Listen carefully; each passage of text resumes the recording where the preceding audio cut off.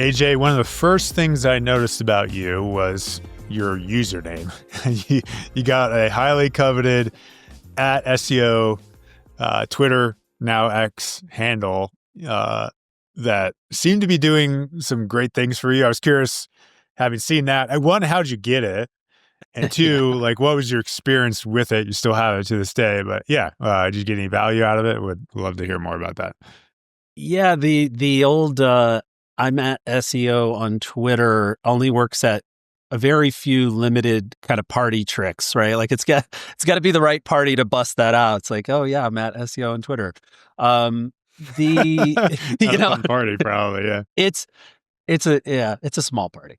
But the backstory on that is like I was actually in a early beta with then Twitter when they were trying to figure out how the hell they would make money. So they were growing. This was many, many moons ago, and they had no advertising, no anything. And so I got invited in to this. I knew some people, and I got invited in to speak to that. And so over the course of a few months, I did a bunch of, hey, what about this? What about that with their teams?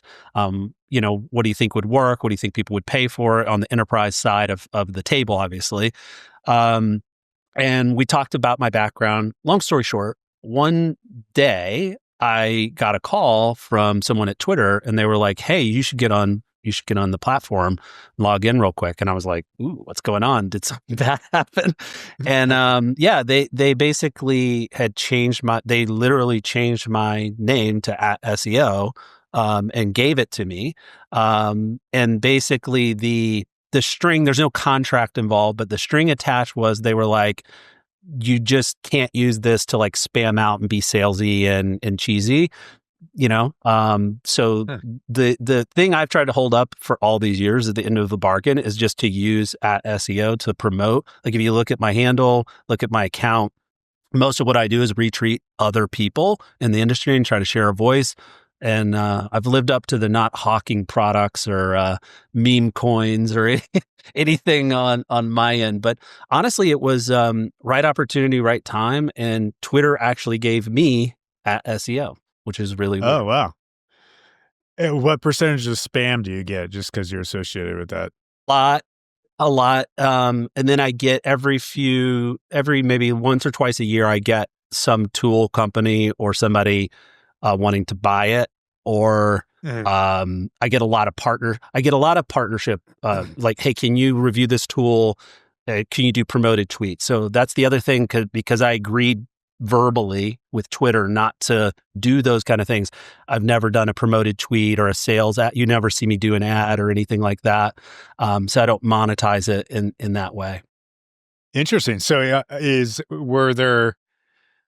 it sounds like just the value of networking. Necessarily, you knew some people at Twitter. Like, what are your takeaways from that, having done that may be helpful for other people? I would say, while I didn't ask directly for this, we did have discussions about the Twitter space, the SEO community, when it came up. And like, so first things first is you don't get what you don't ask for. You don't get what you don't have a conversation about. So like, if you don't put yourself in a room to have conversations that lead to certain outcomes and you don't bring certain things up, you're not going to get where you want to go. So I know it's simple advice, but you'd be surprised how many times somebody really is wanting something and you go, did you ask for it? Did you bring it up? Did you position? And it's like, no, I didn't do any of those things. Okay. Well, position yourself to be successful. And so a lot of that is, providing value for others. So I didn't go into that thinking, oh, if I help Twitter, they're surely going to do this. And so, I no pay, help them for a few months and just being helpful. But I position myself in the right space to benefit from that. And that's just that network effect, like you mentioned. Nice. Yeah, I think that's a great tip generally. Like if you're not putting yourself out there, like getting some no's, it doesn't mean like go spam everybody on the internet, but like if you're not getting some active no's, you're probably not stretching as much as you could be. I mean, I've been trying to personally practice that after having not done it for a long time. Yeah, and I think that's great that you if did. no one is really like, you should have a few haters on what you're doing.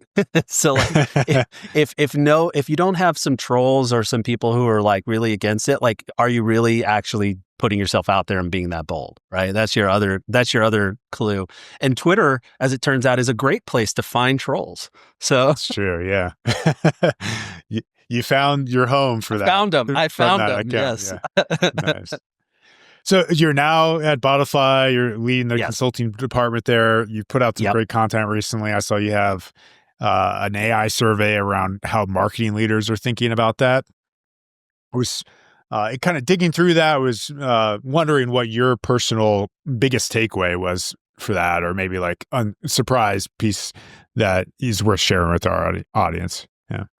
Yeah, and for those that don't know, Botify typically services a lot of e-commerce and retail, not exclusively, but it's a big chunk of our business on the enterprise side. So we done a lot of research and around AI readiness and that recent survey you're mentioning. Honestly, the most surprising, or I would almost say shocking, thing that I saw from the survey was it was a huge percentage of the respondents. I want to say, I'd have to go look. It's either 94, 90% of the respondents said that they were some or partially or mostly ready for AI. And if you add it up together, and I'm going to call BS on that.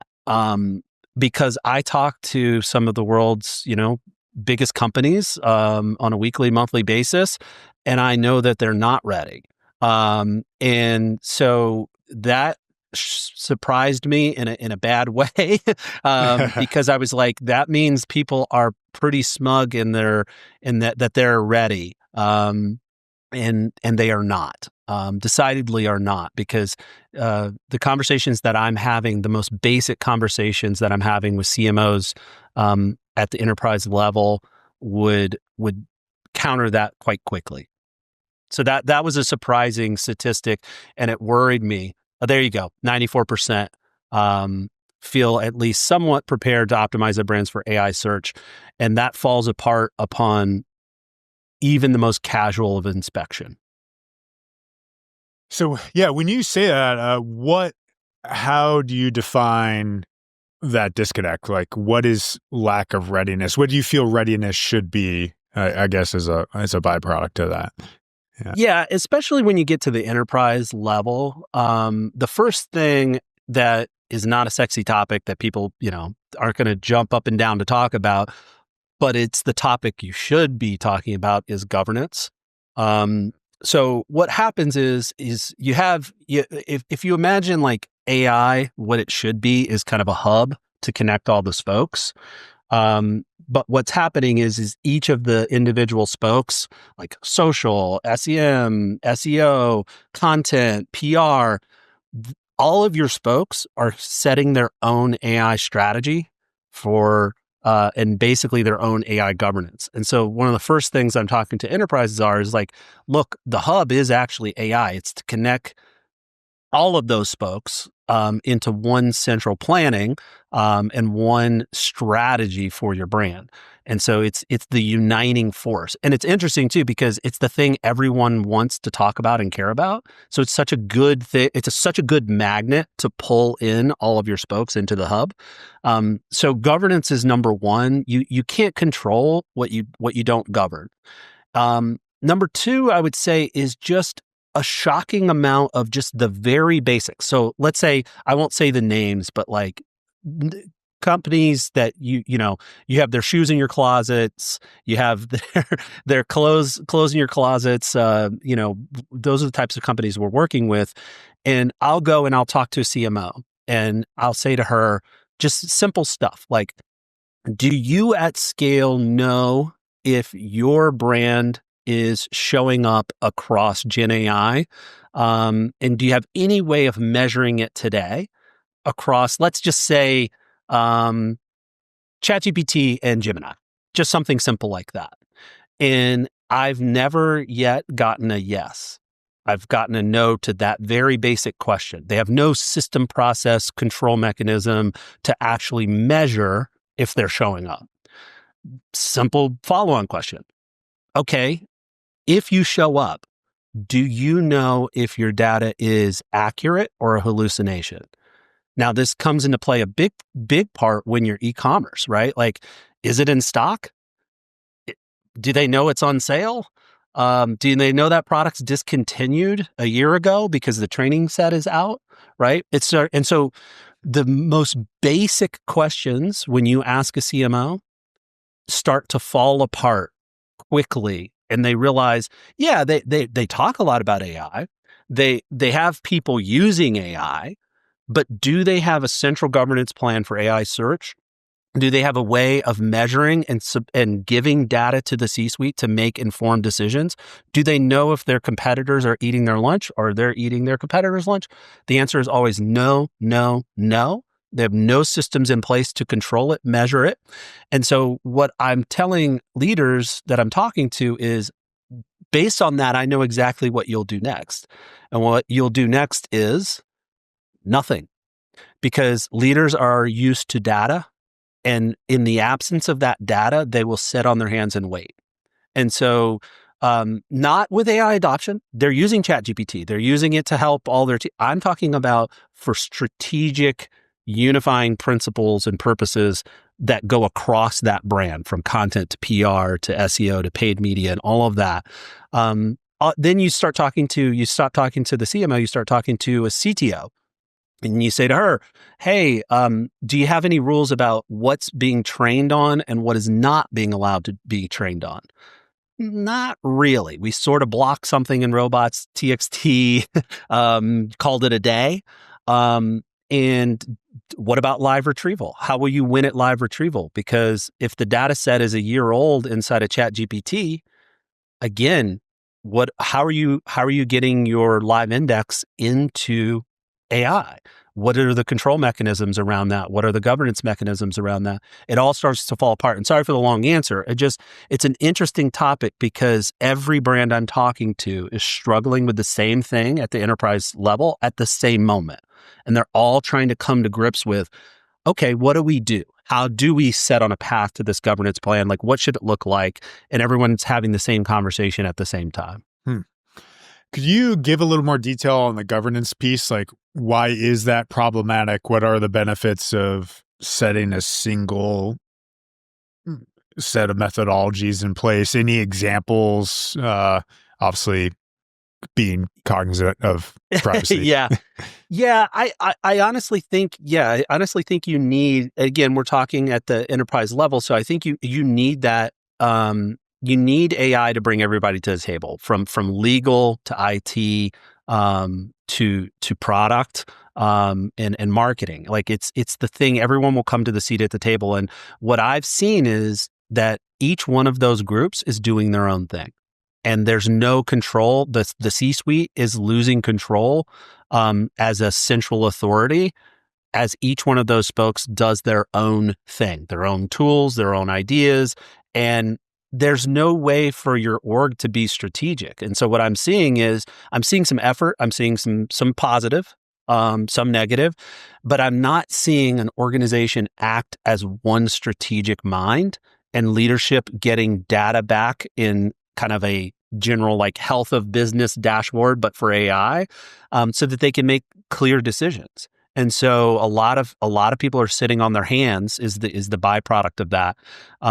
So I honestly think it's a central authority that has to emerge from this, or those businesses are too big to for this to end up being strategic. They're not going to be able to make strategic decisions that affect the business fast if they don't have a governance in place to control everything in a central authority.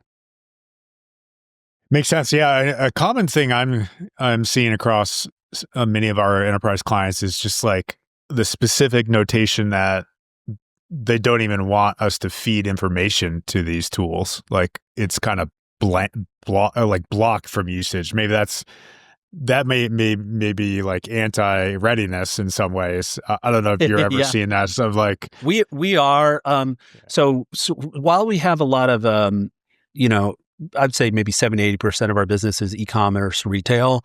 We do have actually a lot of publishers, so this comes up a lot. So we have some of the world's largest publishers, most of the largest ones in the US, and like it's very like certain players, I won't say their name, but you'll know they're in a lawsuit right now with OpenAI, and like they're not playing that game. Whereas we have someone right across the town, another big player who's openly partnering with OpenAI and feeding their content into it. And so there's two types of strategies. I think for most, you know, it's a whole nother world for publishers, probably a whole different segment we could have a conversation about. But if you're not a publisher, I honestly think you've got to not stick your head in the sand for the most part. There's very little data that you've already published on the open web that you wouldn't want an AI to know about. However, I think looking at all of the data that you have and pruning back, like, is that content really on brand? Is the message like, you got old mission statements out there that don't make any sense? Like, think about it, like pruning away the dead wood, if you will, so that you have a really cohesive brand message that you're funneling into the AI. And then if you're e-commerce retail, again, really the game is at live retrieval anyhow, because a year-old database inside of ChatGPT doesn't know if your product is in stock.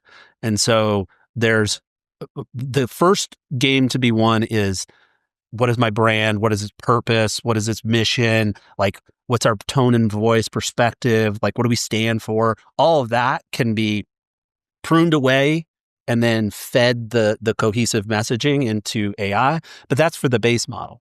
But for transactions for e-commerce, like, you've got to win at live retrieval or you're not going to win at all. So yeah, I disagree with the head. I think it's head in the sand, like blocking. It's not a very nuanced approach. Yes, you should block some things, but tell me what and why, because it's already on the open web or you wouldn't have to block it. So that's kind of out of the bag. So yeah. Yeah, I think that's a great takeaway that even came up for us recently. I mean, it makes sense from like a co-citation standpoint on your about pages, your social networks. Like, how are you defining yourself as an entity? And it's relatively easy to, if you don't think about it actively, like have some of this float. Like, I was just looking at our LinkedIn tagline, and how we describe ourselves there is no longer accurate of how I feel we should be perceived today. And that probably informs a ton of bottom funnel searches that these LLMs are returning. Even about pages can be a little lagging in some ways if that's not thoughtfully done. Yeah, and it's a good, and I think it kind of gets to the heart of what we're saying too. It's not that nothing should be blocked. It's not that nothing should be pruned. In fact, it should be. Some things should be blocked. Some things 100% should be pruned. But looking at from the brand perspective, what is our brand tone, voice, mission, message, all of that, and is it cohesive, or am I actually sending mixed signals? Are there 4 different mission statements now being pushed in narratives about our brand? And in most cases, especially the larger the brand, the answer is yes, yes, yes. And so we can kind of look at that from a branding perspective and say, how would I tighten that up and really give an LLM what our brand stands for today, not what it stood for 3 years ago? Yeah, that's a relatively easy thing to do, I would think. Just, maybe add to that kind of governance behavior of like making sure we're updating those things actively all the time as a step. Kind of changing gears a little bit. You have a lot of enterprise clients, big retail publishers, as you discussed. What are some like common challenges or complexities that you'll see that many people miss as a recurrent theme? Yeah, so like a lot of times you go into a room in an e-commerce, like I'll use them as a proxy, like a big box retailer or something like that, right? So your Walmart's, Targets of the world, think in your head, right? You walk into the room And you have to almost like retrain people about SEO at that level. So most people's minds at the enterprise level are what I would call on the right side of the funnel. So from an SEO funnel, not a traditional funnel. So not talking awareness decision. So SEO funnel basically goes like this: crawl, render, rank, right? Or index, rank, convert. So crawl, render, index, rank, convert. 99% of the time, though, the brands you're talking to only want to have a right side of the funnel conversation at the enterprise level. They want to talk about what are we ranking for and how can we convert more.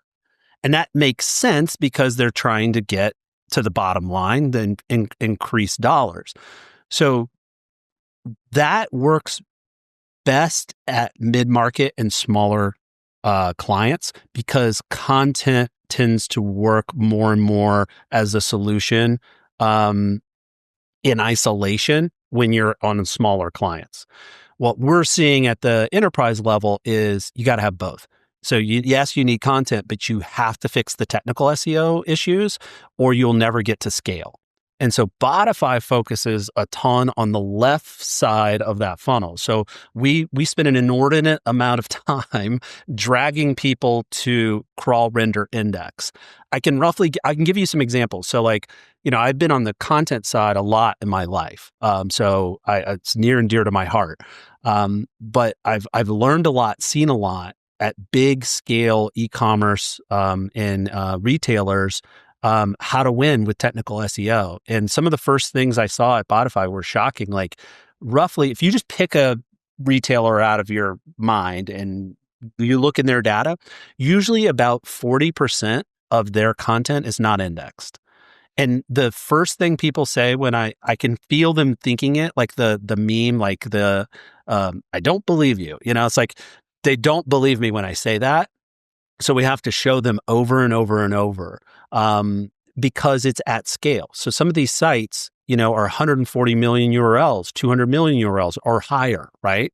Some of them even, you start to get problems as soon as you cross over like 1 million to 2 million threshold of URLs. But once you get 50 million URLs, 150, 250 million URLs, you can show them, look, a huge chunk of your content never even makes it to index.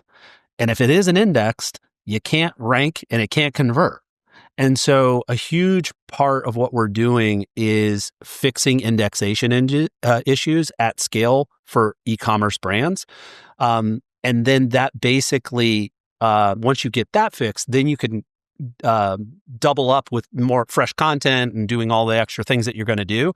But over and over and over, the lesson to be learned here is you have to teach the client and you have to bring them to that other side of the funnel because they really only want to talk about what ranks and what converts.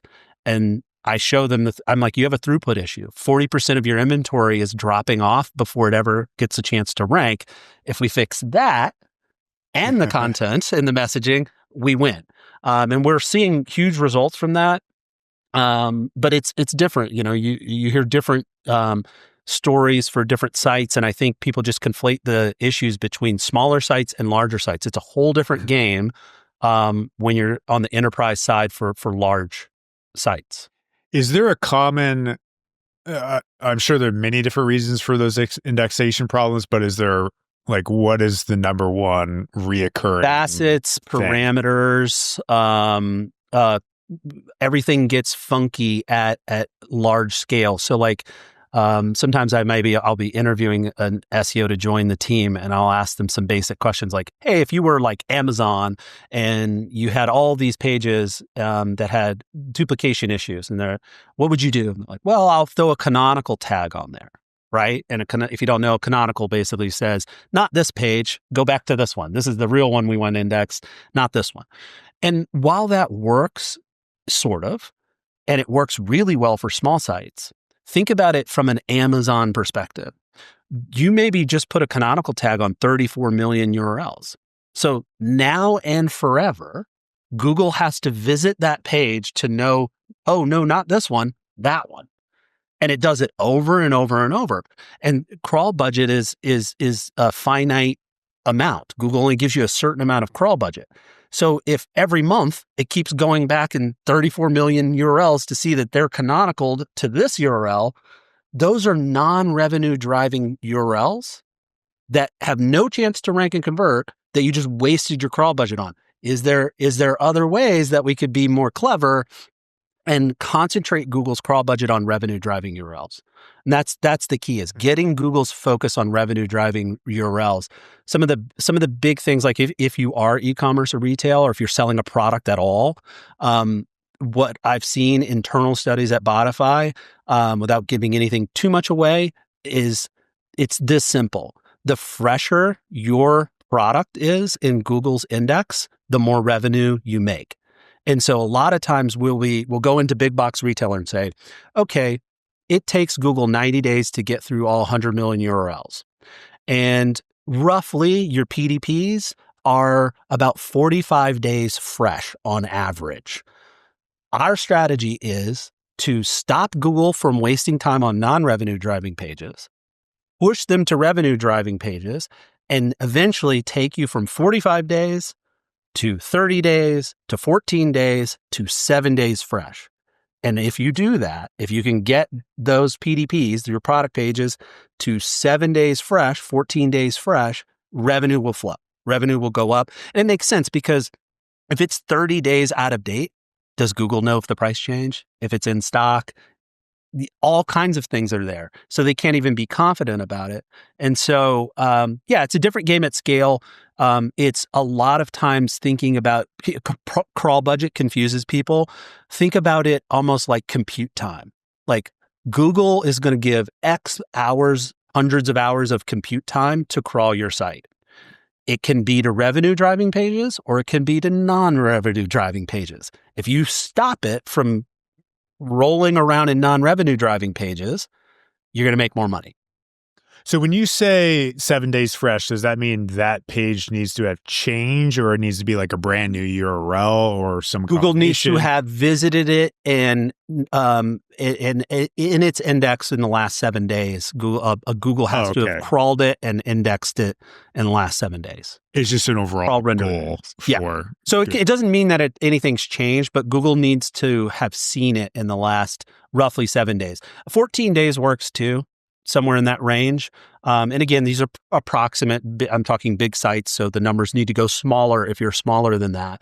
But a lot of times when you look at, enterprise sites, people don't know that number. If you're like, well, how long does it take Google to go through all your products? How fresh is it? Meaning how in Google's mind, when's the last time it indexed it on average? And then if you just push those numbers lower and lower and lower, every time I've ever done that for any client anywhere, revenue improved. Nice. With the onset of AI, obviously all this hypothetical content production volume as a byproduct of that, there's been a lot of talk, I haven't deeply looked at this, that indexation generally has also gone down. Have you seen that? Curious what any kind of rough bench like change you've seen, or so common problems that you see right now, like if you get on the horn with anybody, they'll say almost like two things, like indexation is down, and then the other thing you'll see is people saying things like, my impressions are about the same, but my clicks are down. Those are like, if I had $1 for every time someone told me that, I would have a wallet full of dollars. But those are the two things. And it makes sense. Google's come out and said, we're not just going to crawl everything. So a lot of times people have in their head, like, what do you mean? Like, Google will just crawl it and handle it. Like, and they just kind of have it in their head that it's handled. But Google, that's maybe Google of 10 years ago, 20 years ago, 15 years ago. Google is decidedly like being more picky and choosy about what it's crawling, because it's all a cost to them. All of this costs them money. And so at the technical SEO game, like I said, it's really quite simple. What are my revenue driving URLs? Not just potential to drive revenue, but really what is driving like 80% of your revenue usually comes from a small cohort of URLs. And then what could I do to look at my log files, look at my crawl budget, and say, how could I get Google to just really, really focus on my revenue driving pages? And then, is everything going to be indexed? No. But if I can get them focused where 80% of my revenue is super, super fresh in their index because I walled off the other nonsense, you're going to print money. The reason why they're getting my impressions are the same and clicks are down is AI overviews tend to lead to about 40% less click-through rate than they did maybe even when they first came out. And so that is typically why. It's directly tends to be clients with a lot of AI overviews are they're showing as an impression, they're just not getting the same click-through rate. I'm sure you're seeing similar. Yeah, on that, I was wondering what the overall temperature of a lot of these enterprise retailers are around things like that. I've also anecdotally heard, I mean, some people have said clicks are down, but revenue has not been that significantly impacted thus far. Yeah. Yeah. What are your clients saying right now? So we're usually seeing something similar. We need to come up with a term for it, but I mean, I honestly feel like there's like ghost clicks that are happening that aren't being attributed. And so flash forward a little bit, like you imagine the end of time, but flash forward a little bit. What we are going to see is a consumer who shows up to your site more informed than she was before.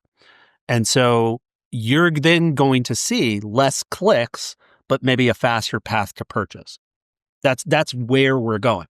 Now, does that mean that she's not doing any research? No. In fact, I think it actually end up being that she's doing more research. It's just that the AI is doing the research for her. So the best way I could give you as an analogy would be like, think back the last time you bought a car. Did you, from their perspective, you maybe just like showed up on the lot and was like, I like that one. I want to buy it at this price, right? But like, that's not what you did, right? You did a lot of research to the side. You just showed up ready to buy, informed. And so with AI acting as everyone's personal assistant, right now, there isn't a lot of attribution around it. There's things you can do in log files, in analytics to get a little wiser to that. And we're turning a lot of that on for clients where you can at least see some data coming in. However, a lot of those still right now are kind of these ghost clicks that are happening. You're just not aware of them. And then she arrives informed and purchases. So revenue tends to stay flatter up even with less clicks. And it's because she's being informed by AI increasingly, and the AI is doing the research for her. And it makes sense. It's an economy of convenience. Like if I was actually doing this morning, I had a topic I wanted to look up and I fired up deep research. I came back, 6 minutes passed, it had looked at 110 or 80 URLs for me. Those are all clicks. That wasn't actually me. Then gave me the summary information, and now I'm making some decisions and thoughts around that research that the AI did on my behalf. Again, that's not for the consumer yet. I'm not, saying that I'm saying though that's where it's going. When it gets to be that Siri actually works in your pocket for, average Jane and Joe on the street, and that they're experiencing what I just did, 6 months from now, a year and a half from now, it's going to get even more and more compounded where you're like, wait a minute, I'm not seeing the same amount of traffic, but I'm getting the same amount of sale or same amount of revenue. And it's because she moved her research to AI and off of Google doing the research herself.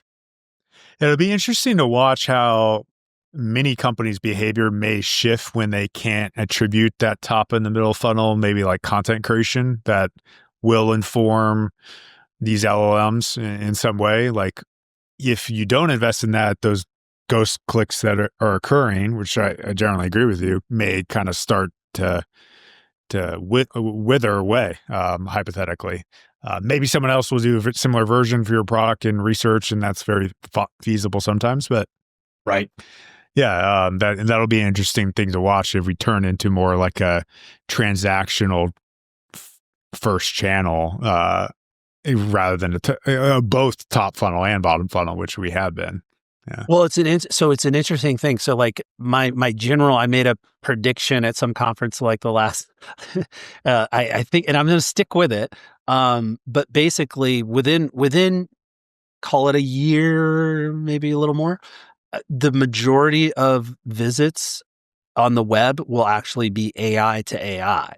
So like what I'm saying is if think about it, if everybody has, assistants in their pockets, then everyone's assistant is hitting the web all day for checking emails, checking on flights, prices, doing research, all these things. Well, the majority of web traffic will actually become bots talking to bots.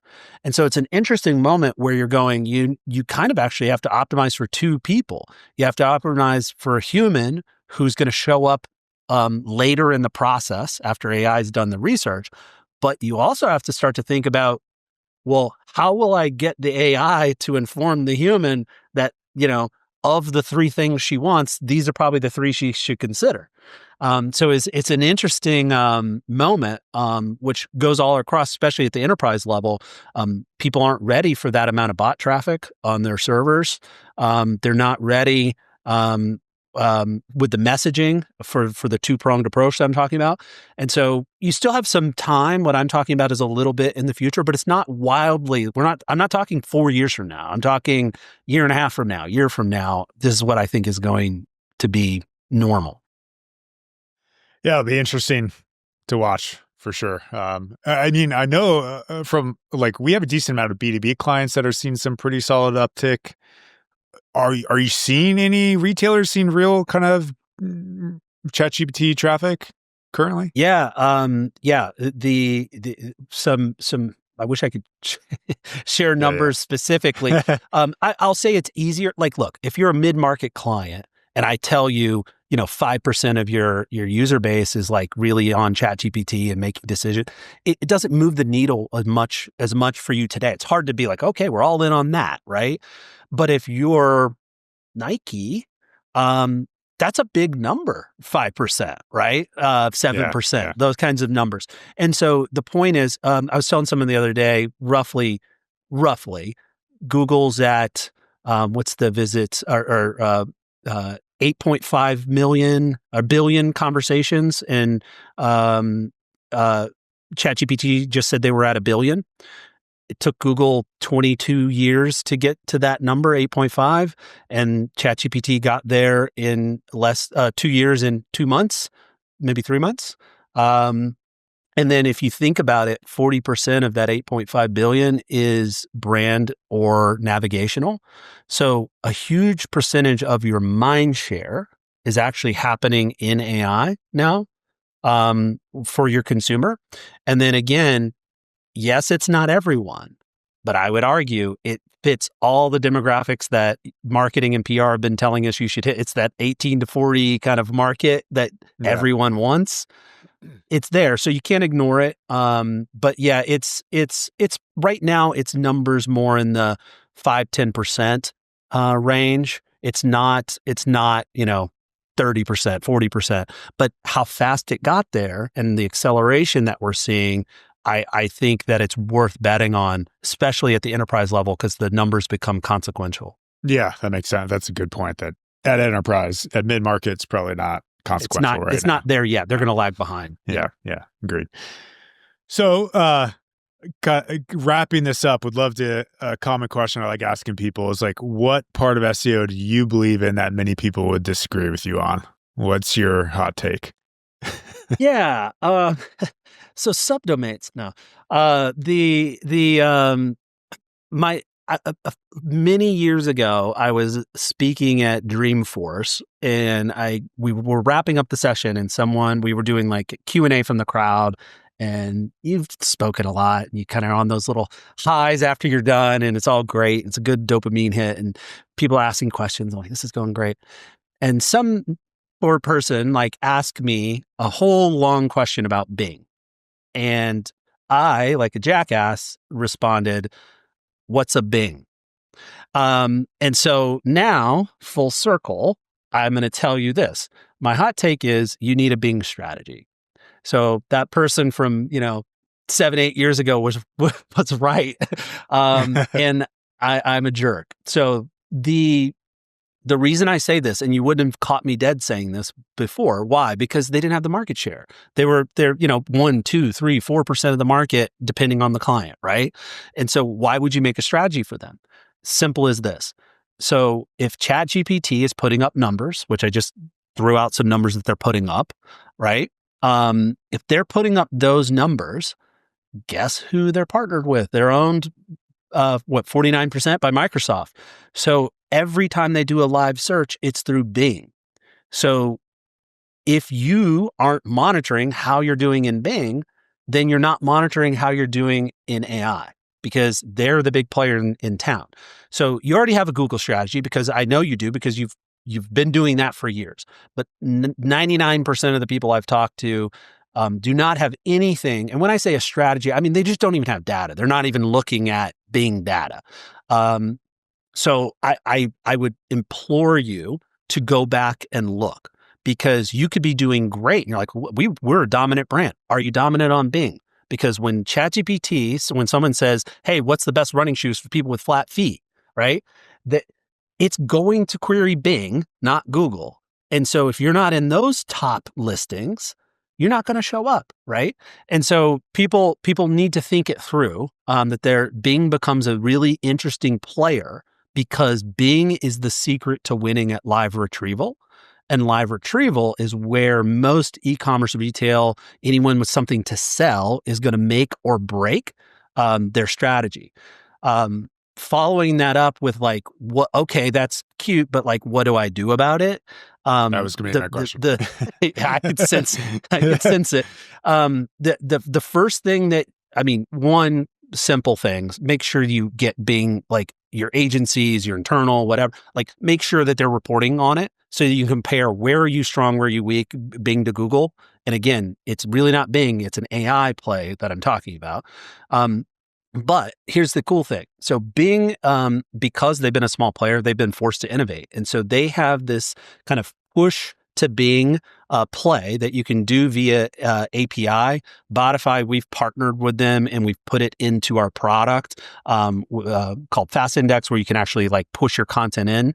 But here's what's interesting. It's not with Bing, you can actually literally push your content into the index. So before there were things where you could ping and notify, hey, I got some new content over here, But we're talking about actively pushing it into the index. And so it's a great way. So what we talked about earlier, like, hey, should I go back, look at my messaging, prune out everything, get it all tightened up? And then what do? You use the API and you literally push it directly into Bing. Oh, by the way, ChatGPT. And so we're seeing, and I can give these numbers, like the average client that does this then sees about 170% increase in Bing traffic. I can't quite give the ChatGPT numbers and the other numbers that come as a lagging indicator of that. But like, here's the kicker. That's free. They're not charging for it. So it's free to use right now. Go do it. And you'll just get extra traffic. But what you really get is more governance control and a way to take that pruned messaging and cleaned up that you want and push it into the index, and then a backdoor into controlling AI. So a simple thing you can do, doesn't cost anything but time. But the results that we're seeing with customers are very strong. And then on the back end, it's a back door to better governance and control for your brand messaging for AI. Nice. I feel like that, you kind of hinted at some of the stuff and then we kind of ended with that very actionable. The whole thing was actionable, but I feel like that's a very helpful tip for people from this. So that's great. And yeah, we'll see. Hopefully it does impact pretty significant ChatGPT traffic. It does. I'm looking at the data every day. We've never done it and it not been positive, obviously to different degrees. And obviously people have lower Bing traffic, but I want to say the average is about 170% up on Bing itself traffic. So just like free extra traffic from Bing. But then there is an uptick on the ChatGPT side itself. And my point is, I'm not ignoring Gemini there. My point is, I already know you have a Google strategy. You're already paying attention. You're getting your data. You've been doing that for probably 10 years or more. So that will take care of itself on Gemini. But my point is, half of the market or more is probably 60-70% of the market actually is on ChatGPT. So that means you have to have a plan for Bing. Nice. So AJ, we know to find you at SEO on Twitter. Yes. Where else are you active? Where should we? They're in LinkedIn. That's where I'm at. And so hit me up anytime. Also, if you're ever, honestly, I do take that seriously on the Twitter side. If you have a study that's worth getting out there, you want the world to see, and it has some component of SEO, I will share it. So send me your good stuff. And I'll amplify it. And happy to connect on both platforms. Thank you, AJ. Yeah, that's helpful to the community. So appreciate you doing that. I know you've done that for me and Siege over the years. So that is much appreciated. And thanks for coming on. Always. Thank you, Ross. Appreciate you. Cheers.